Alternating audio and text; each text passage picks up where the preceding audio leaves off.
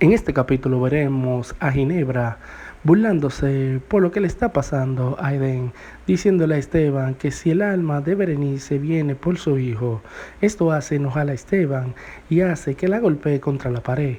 También veremos a Paz hablando con su familia, diciéndole que tiene una mala noticia y esto es de que Eden se encuentra en coma. Todos se quedan asombrados. Luego vemos una escena donde Ginebra le está diciendo a Esteban que se hinque y que ruegue por la vida de su hijo, ya que ésta tiene un antídoto para sacar a su hijo de coma. También tiene bastante poder. Así que sin más preámbulo, para que no te pierdas de este capítulo completo, no olvides suscribirte a este canal.